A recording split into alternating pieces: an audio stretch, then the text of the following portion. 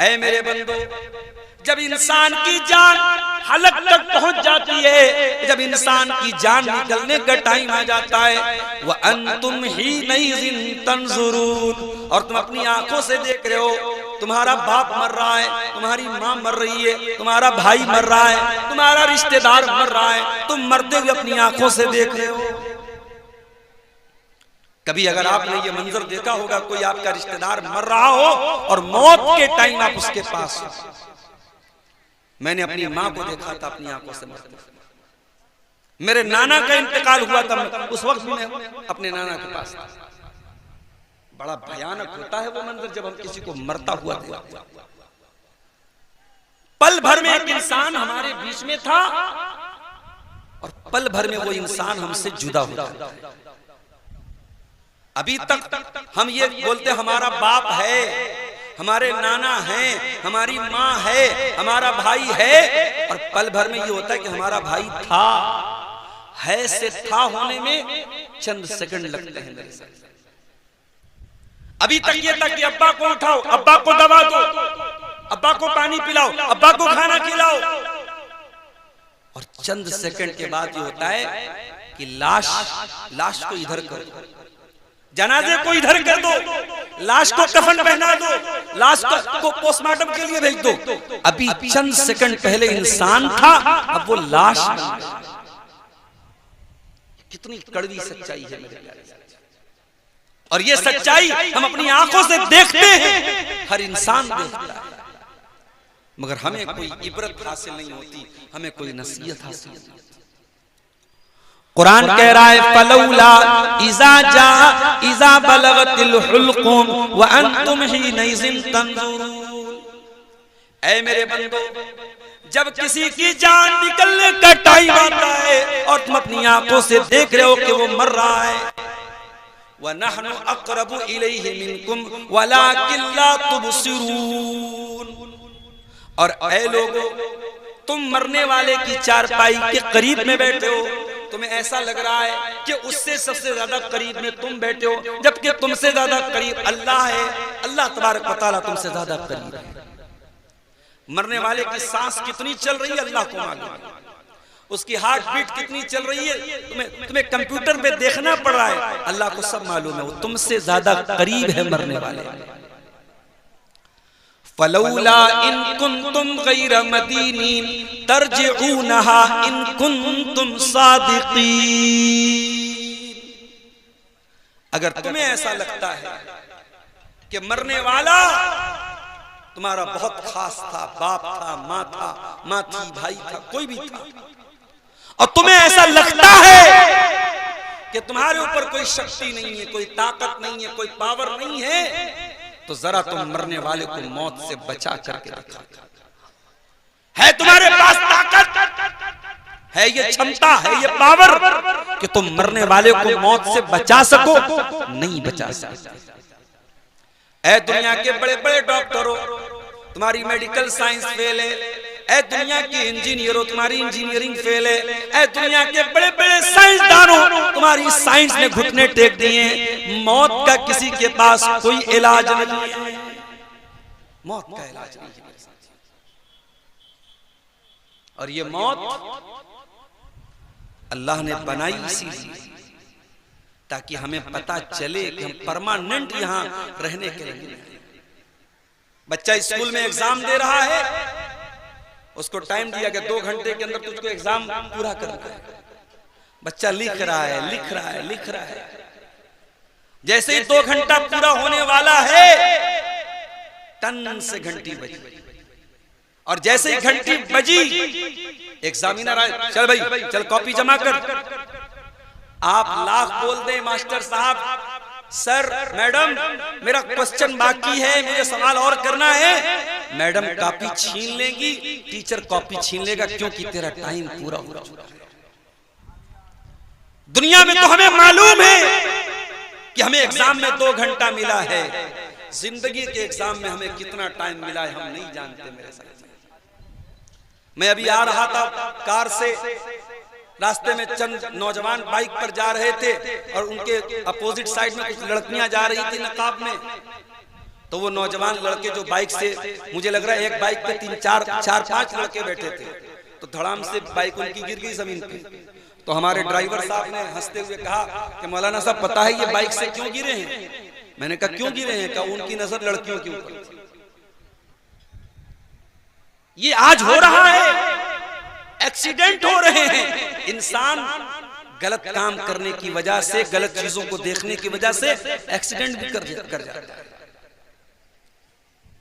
ये नौजवान याद रखे मेरी ये बात कि इस बात की क्या गारंटी है कि आप बुढ़ापे तक जिंदा रहेंगे। इसी जवानी में कोई बैठ करके मस्जिद में अल्लाह को याद कर रहा है और कोई बैठ करके किसी लड़की से मोबाइल पे बात कर रहा है। इसी जवानी में कोई बैठकर अल्लाह के सामने हाथ फैला के अपने गुनाहों से तौबा कर रहा है और माफी मांग रहा है, और कोई बैठ करके शराब पी रहा है, चरस पी रहा है, गांजा पी रहा है, नशा कर रहा है। दुनिया में एग्जाम देने वाले को पता है 2 घंटे में मेरी कॉपी छीन ली जाएगी, 3 घंटे में मेरी कॉपी छीन ली जाएगी। जिंदगी के इम्तिहान में हमको तो ये भी मालूम नहीं कि मौत का फरिश्ता कब आएगा और हमारी कॉपी छीन ली जाएगी। अरे हम तो इस बात की गारंटी भी नहीं दे सकते कि आज मियां बाजार के इस प्रोग्राम में हम रात में तकरीर सुन रहे थे। अब्दुल गफ्फार साहब 500 किलोमीटर का सफर तय करके आए थे, हमें तकरीर सुना रहे थे।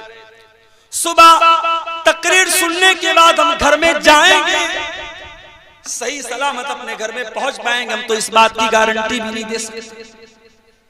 इसी बिहार से सटा हुआ झारखंड का इलाका है, जामताड़ा का इलाका है। प्रोग्राम चल रहा था मेरा, तकरीर करके मैं निकला और यही हमारे पटना के ड्राइवर साहब हमको लेके गए थे। तकरीर करके हम जब वहां से 12 बजे के करीब निकले हैं, तकरीबन 20 किलोमीटर आगे बढ़े, फोन आया जलसे वालों का, मौलाना साहब हमारे गांव में बहुत बड़ा हादसा हो गया। क्या हो गया? बोले एक लड़का जो आपसे तकरीर के पहले मिलने भी आया था, स्टेज के पास भी आया था, आपसे मुसाफा भी किया था, मिला भी था, हाफिज कुरान था, 2 छोटे छोटे बच्चों का बाप। तकरीर सुनने के बाद वो लड़का बाइक उठाता है गांव जाने के लिए। जलसागाह से बहुत दूर नहीं, 5-6 किलोमीटर दूर उसका गांव था। मेन रोड पर पहुंचता है और जैसे ही वो रोड क्रॉस करने लगता है, सामने से रात का समय तक पिकअप आती है पूरी रफ्तार के साथ और उसकी गाड़ी को ठोक देती है। जवान लड़का, हाफिज कुरान लड़का, उलमा से मोहब्बत करने वाला, 2 छोटे छोटे बच्चों का बाप ऑन द स्पॉट इंतकाल कर जाता है। उसकी बीवी ने भी कि नहीं सोचा होगा मेरा शौहर तो तकरीर सुनने जा रहा है, वापस आएगी तो उसकी लाश आएगी, मैं बेवा हो जाऊंगी। उसके बच्चों ने नहीं सोचा था हमारे अब्बा तो तकरीर सुनने जा रहे हैं और ज्यादा दूर भी नहीं जा रहे हैं। मेरे प्यारे साथियों, माफ करना आसान काम नहीं। आपके इसी सीमांचल के इलाके में मैं कई मरतबा 500 किलोमीटर का सफर, कभी पटना से पूर्णिया, कभी पटना से किशनगंज, कभी पटना से अररिया, कभी पटना से कटिहार का सफर रात में तय करता हूं। डर भी लगता है, रिस्क भी है। कभी ट्रेन पकड़नी है, सुबह 4 बजे मुझे पटना से ट्रेन पकड़नी है। जलसे वालों को तो अपना मसला रहता है। अभी किशनगंज के एक प्रोग्राम में मुझे पहुंचने में थोड़ी देर हो गई। उन्होंने कहा था हर हाल में आपको 12 बजे पहुंच जाना है, मुझे 12:30 बजे। भाई गाड़ी है, आजकल इलेक्शन का माहौल चल रहा है, पुलिस वाले रास्ते में रोक लेते हैं, बैग चेक कराओ, गाड़ी चेक कराओ, डिक्की चेक कराओ। 10 मिनट उसमें बर्बाद हो गया। कहीं रेलवे क्रॉसिंग मिल गई, 10 मिनट उसमें बर्बाद हो गया। जहां 12 बजे पहुंचना था 12:30 बजे पहुंच गया। पब्लिक बहुत सारी जा चुकी थी। जलसे वाले भड़क गए।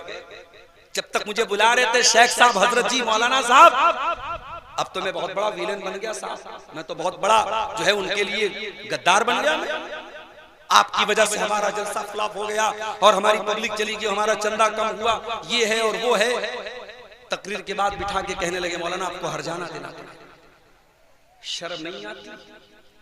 चुल्लू भर पानी में डूब नहीं मरते, क्यों बुलाते हो उलमा को जब तुम उनकी इतनी इज्जत नहीं कर सकते हो? चंद मिनट में अगर किसी वजह से किसी आलिम को आने में देर हो जाए तो तुम्हारी ज़बानें क्यों नहीं कांप जाती ये कहते हुए मौलाना से कि तुम हमको हर्जाना दो। तुमने उनको खरीदा हुआ है, तुमने उनकी तिजारत की। बेशर्मो बेगैरतो। अभी भी उस इंसान का ऑडियो मेरे व्हाट्सएप पर मौजूद है। वो हमको ऑडियो में मैसेज करके कह रहा है कि आपको हर्जाना देना पड़ेगा। कभी कभी आंखों से आंसू आ जाते हैं मेरे प्यारे। मैं दोपहर में मदरसे से चलता हूँ, बगैर खाए पिए पटना आता हूँ, पटना से नॉन स्टॉप गाड़ी चला करके कभी कटिहार, कभी अररिया, कभी पूर्णिया पहुंचता हूँ। अभी एक गांव में प्रोग्राम था, रात में पहुंचा, खाने के लिए खाना आया, ठंडा खाना बिल्कुल। मैंने कहा भाई मेहमान को बुलाए हो, आलिम को बुलाए हो, कम से कम खाना तो गर्म कर सकते। कहा हमारे यहाँ ऐसे ही खाते हैं। ये आपकी मेहमान नवाजी, ये इज्जत है। मेरे प्यारे साथियों, हम जान हथेली पे रख के चलते हैं। आपको इन मुकर्रिरीन का, इन उलमा का पैसा नजर आता है, इनकी कुर्बानियां नजर नहीं आती। अरे अगर ये मैदान छोड़ दिया जाए तो क्या काम करने के और पैसा कमाने के और रास्ते नहीं है? क्या तकरीर करके कोई करोड़पति बन जाएगा? शर्म आनी चाहिए। आज अवाम तो अवाम, मैं देखता हूँ सोशल मीडिया पर उलमा भी ताने कसते हैं, आवाजें मारते हैं, और इन उलमा को जो बेचारे तकरीर कर रहे हैं इनको न जाने क्या क्या सुनाते हैं। मेरे भाइयों, मैं सबके दिल को टटोल नहीं सकता, सबकी नीयतों को मैं टटोल नहीं सकता, मगर मैं इतना जानता हूं हर आदमी मुदर्रिस नहीं बन सकता, हर आदमी मुकर्रिर नहीं बन सकता, हर आदमी के बस की बात नहीं मदरसे में पढ़ा सके, हर आदमी के बस की बात नहीं स्टेज पे तकरीर कर सके। हर इंसान की अपनी सलाहियत है मेरे भाई, जिसकी जैसी सलाहियत है उसको वैसी इज्जत दो, वैसा एहतराम दो। हम ये नहीं कहते कि आप हमारा एहतराम करो, मगर किसी की कुर्बानी और किसी की मेहनत पर यूं पानी ना फेरो मेरे प्यारे साथ।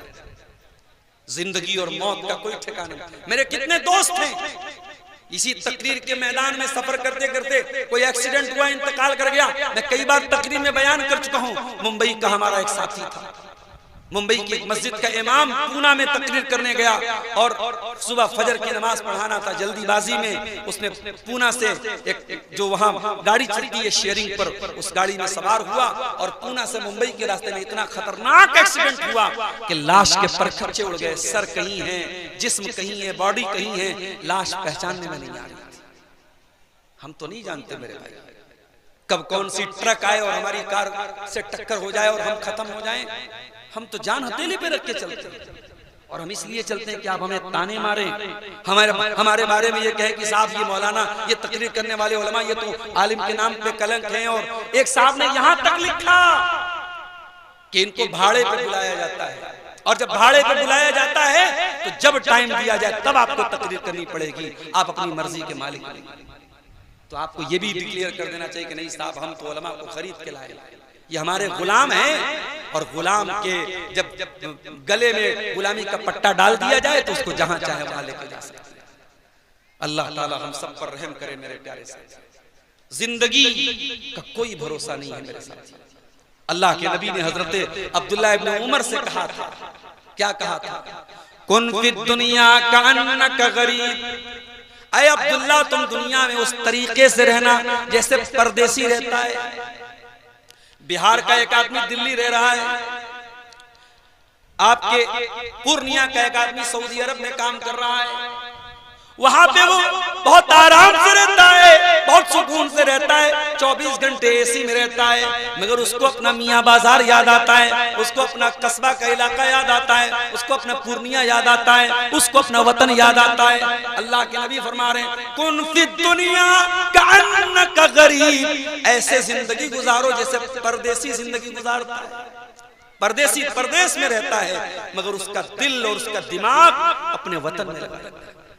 औ आबिरो सबील, या दुनिया में ऐसे जिंदगी गुजारो जैसे मुसाफिर जिंदगी गुजारता है।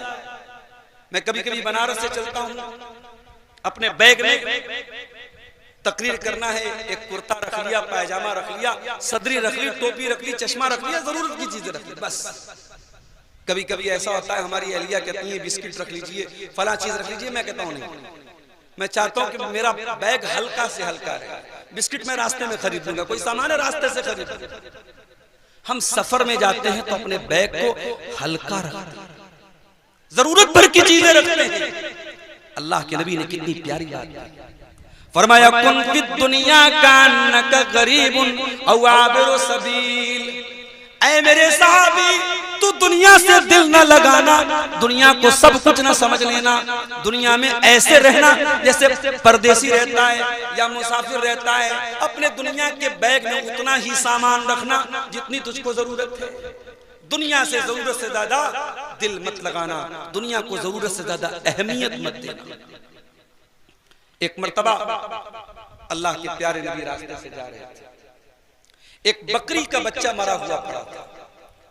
अल्लाह के नबी चूंकि उस्ताद थे, और उस्ताद जो होता है वो थ्योरी से भी समझाता है और प्रैक्टिकल भी समझाता है।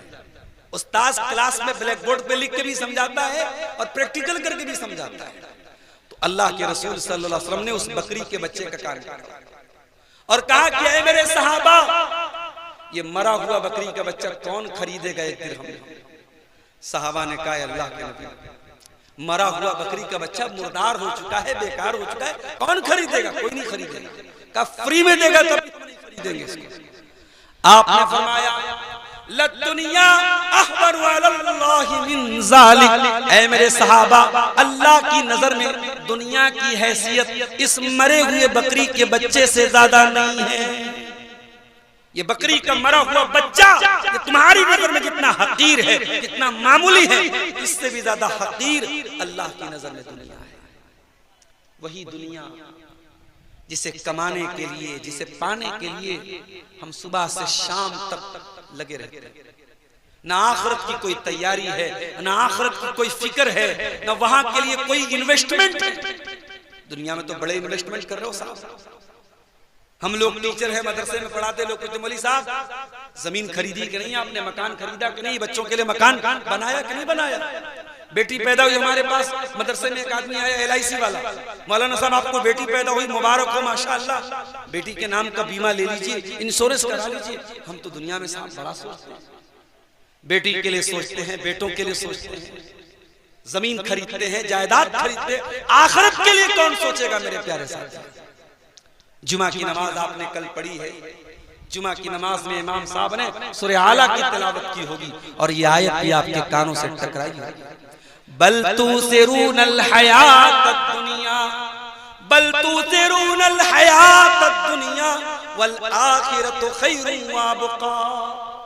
ऐ मेरे बंदो, तुम दुनिया की जिंदगी को तरजीह देते हो जबकि आखिरत की जिंदगी ज्यादा बेहतर और ज्यादा बाकी रहने वाली है।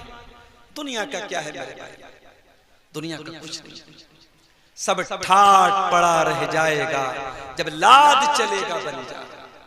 अल्लाह की कसम, हमारा नाम भी बाकी नहीं बचेगा। हमारे बच्चे कुछ दिन तक हमारा नाम याद रखेंगे, बच्चों के बच्चे आएंगे दादा का नाम याद रखेंगे, फिर उनके जब बच्चे आएंगे पूछो भाई तुम्हारे परदादा कौन थे, तुम्हारे दादा के अब्बा का नाम क्या था। हमारा नाम भी हमारी आने वाली नस्ल याद नहीं रखेगी। जिस नाम को हमने इतना नाम कमाया है, ये नाम भी लोग याद नहीं रखेंगे। हमारी जमीनों पर कोई और कब्जा कर लेगा, हमारे घर में कोई और रहेगा, हमारा पैसा कोई और ले लेगा, हमारा कुर्ता किसी गरीब को दे दिया जाएगा, हमारी टोपी किसी गरीब को दे दी जाएगी, हमारी चारपाई पे कोई और सोएगा, हमारी बेवा से कोई और शादी कर लेगा, हमारे घर में कोई और रहेगा। क्या है ये हकीकत दुनिया की मेरे साथ?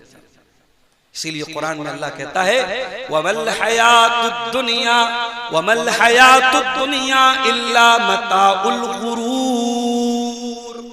ऐ मेरे बंदो, ये दुनिया धोखे का सामान है, ये बहुत धोखेबाज है, बहुत फ्रॉड है दुनिया, फ्रॉड है ये दुनिया। जानते हो कल हमारे बड़े अब्बा का इंतकाल हुआ।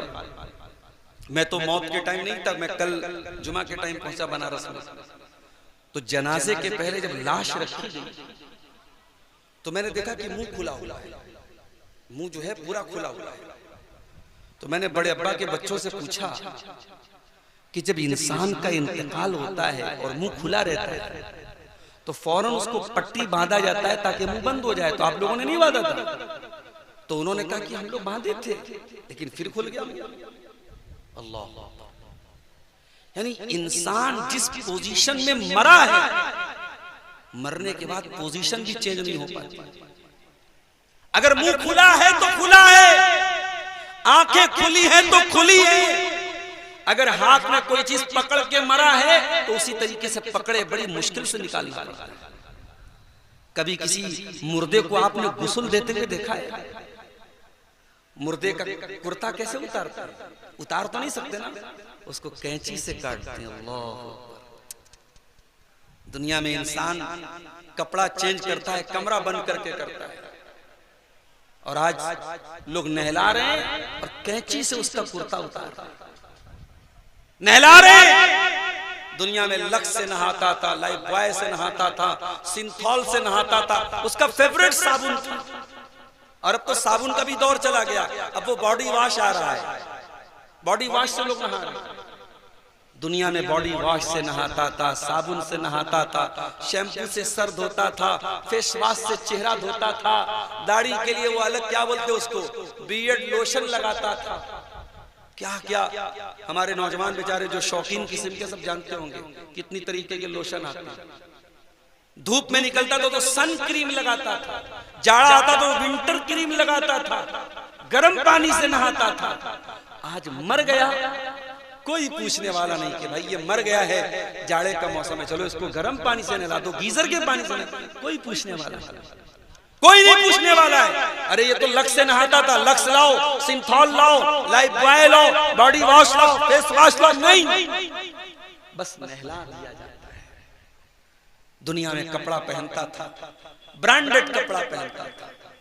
अभी मुझसे किसी नौजवान ने कहा मौलाना आप शेरवानी नहीं पहनते? मैं सदरी पहनता हूँ, शेरवानी कम पहनता हूँ।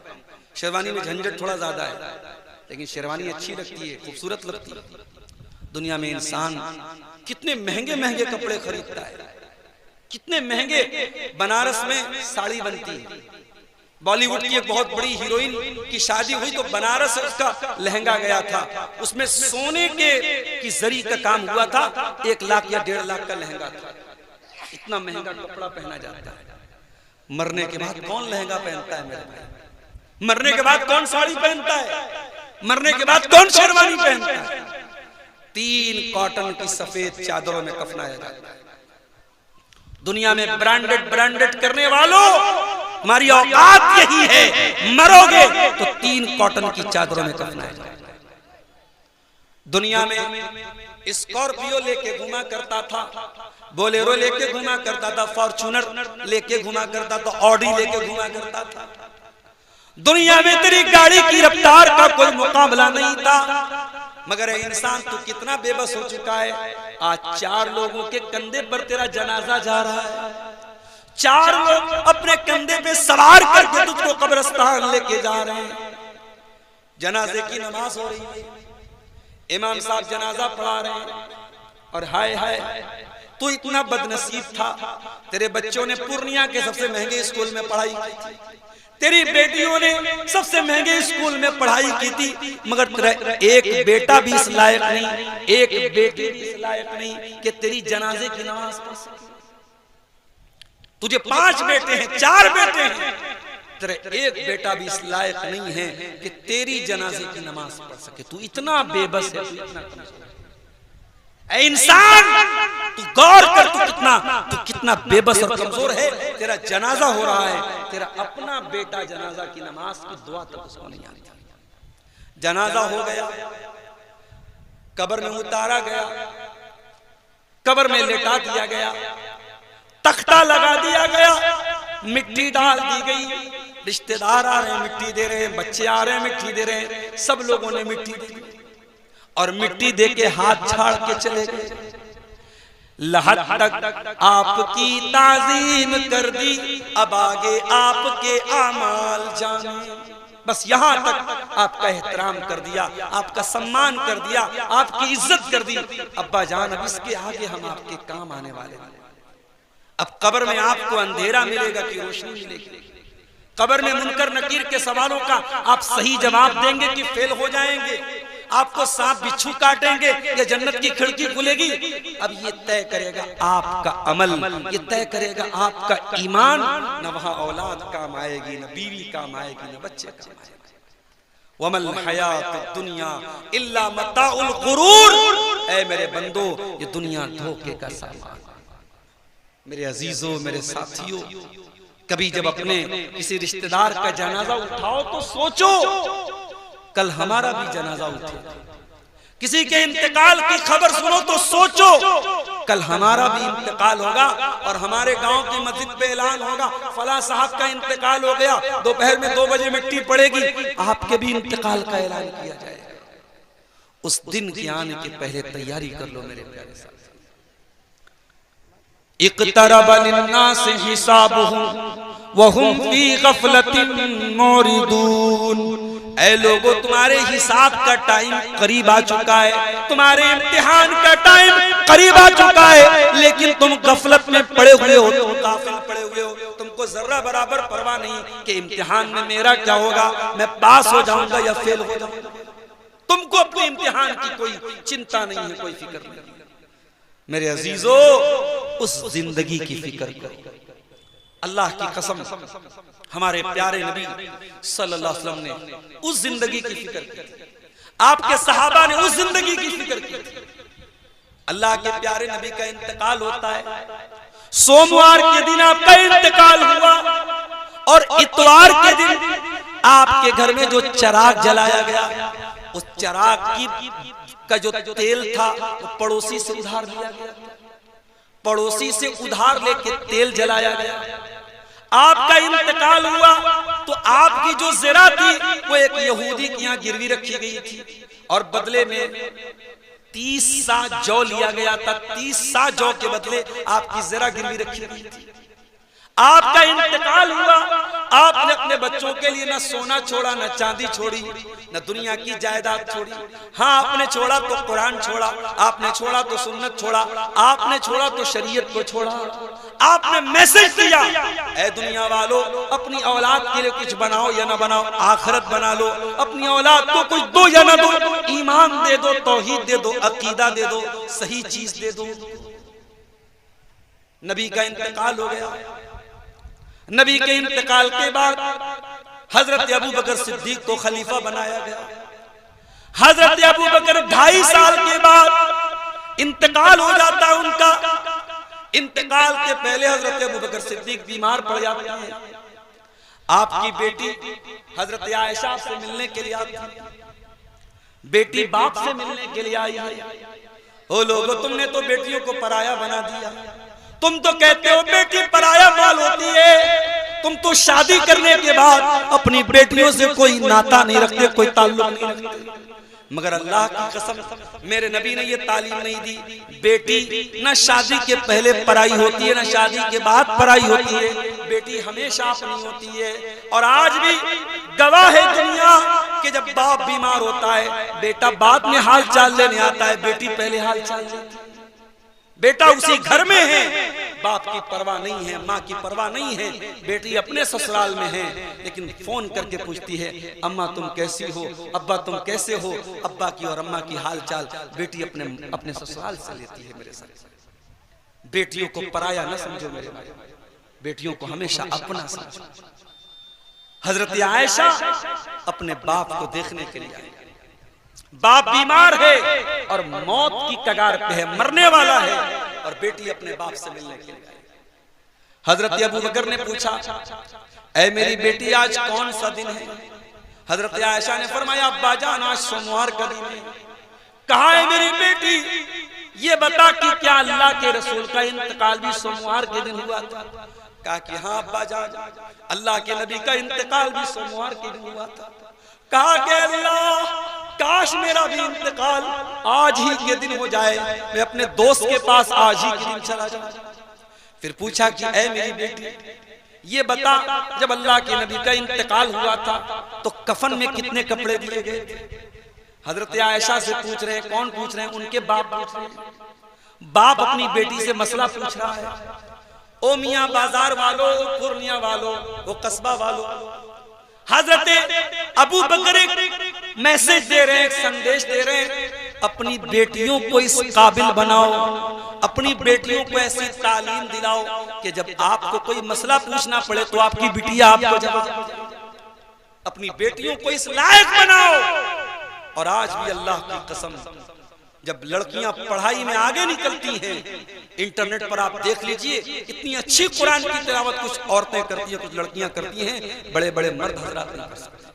हाफिजा हैं, आलिमा हैं, दीन की जानकार हैं, मसले मसाइल की जानकार हैं। अगर औरत सही तालीम दी जाए, लड़की को सही तालीम दी जाए तो लड़की बहुत कुछ कर सकती है। आज आपने लड़कियों को दीन की तालीम नहीं दी।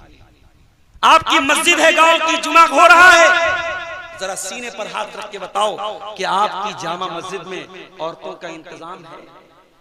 सीमांचल की अक्सर मस्जिदों में मैंने देखा लेडीज का इंतजाम नहीं। क्यों नहीं है भाई?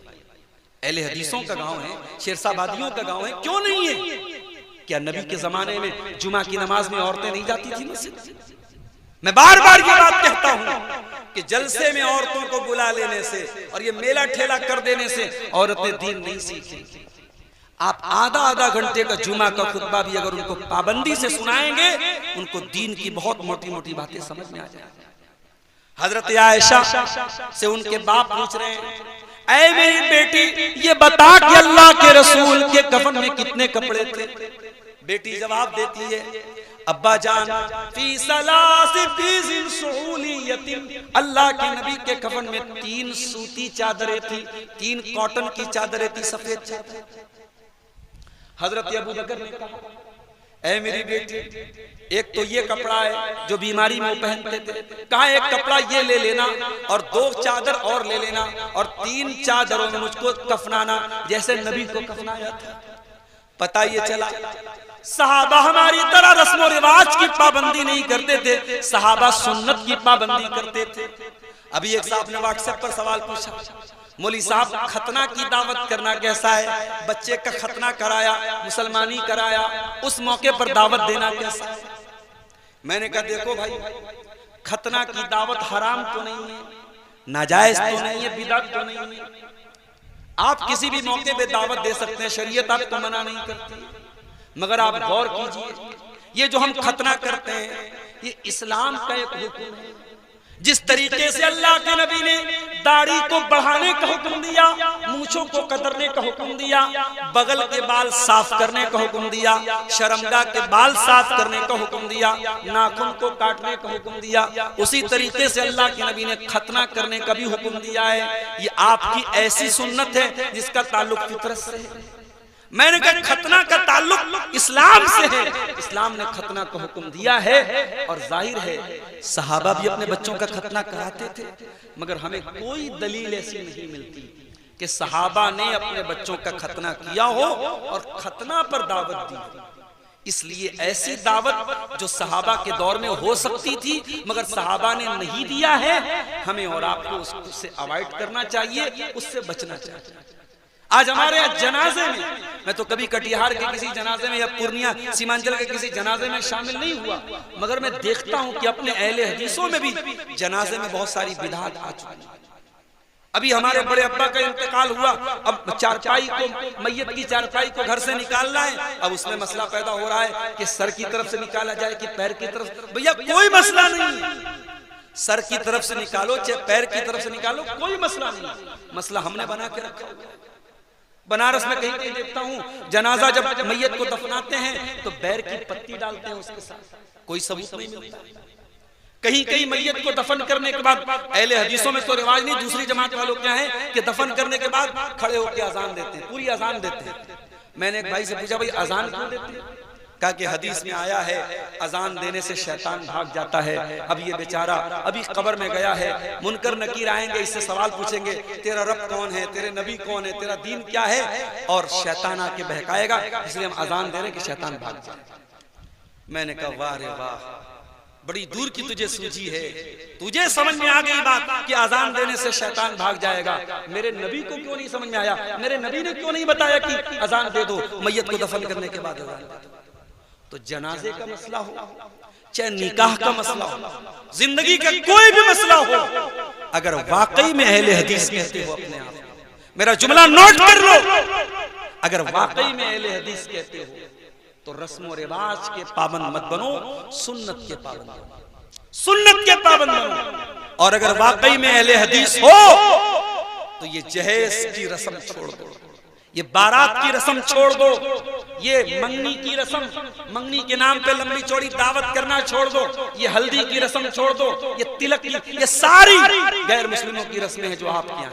आज गैर मुस्लिम परेशान हैं और आप मुसलमान होके उनकी रस्मों को आपने अडॉप्ट किया और आप परेशान। तो हजरत अबू बकर ने पूछा, बेटी ये बता नबी के कफन में कितने कपड़े थे? हजरत आयशा ने कहा 3 कपड़े थे। कहा मुझे भी 3 कपड़े में कफनाना, और एक कपड़ा जो बीमारी के दिनों में पहनते थे, कहा एक कपड़ा ये ले लेना और 2 कपड़ा और ले लेना और मुझे 3 कपड़े में कफनाना। वो जो कपड़ा हजरत अबू बकर बीमारी के दिनों में पहनते थे, उस कपड़े में कई जगह दाग लगे हुए थे।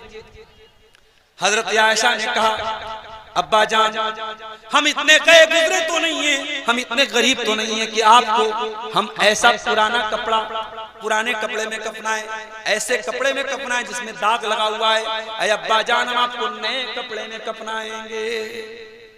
तो हजरत अबू बकर ने क्या जवाब दिया? क्या जवाब दिया तो जरा गौर से सुनना। फरमाया, इन्नल हय्या अहक्कु बिल जदीद। ऐ मेरी बेटी, मैं तो मरने वाला हूं और मरने वाले को नया कपड़ा नहीं देते, नया कपड़ा तो जिंदा को देते हैं। ऐ मेरी बेटी, मुझे नए कपड़े का कोई शौक नहीं है, मुझे पुराने कपड़े में ही कफना देना, जैसा कपड़ा मौजूद है उसी कपड़े में मुझको कफना देना। ये अबू बकर सिद्दीक थे मेरे प्यारे। हजरत उमर को देखिए, इंतकाल का टाइम है, आखिरी टाइम। अबू लूलू फिरोज ने हमला किया, पेट पर नेजा मारा, खंजर मारा। हजरत उमर की अतड़ियां बाहर निकल गई, मुसल्ले पर गिर पड़े। घर लेके आया गया, डॉक्टर आए, तबीब आए, वैद आए, हकीम आए, दवाएं दी गई, दवाएं सब बाहर निकल गई। हजरत उमर को यकीन हो गया, अब मेरा आखिरी टाइम है, इंतकाल का टाइम है। हजरत उमर के चेहरे पर घबराहट है। किसी ने कहा, है उमर इतना घबरा क्यों रहे हो? आप तो अल्लाह के नबी के बड़े प्यारे साथी हैं, बड़ा साथ दिया है आपने इस्लाम का, बड़ी मोहब्बत करते थे अल्लाह के नबी आपसे, आपको इतना परेशान होने की जरूरत नहीं।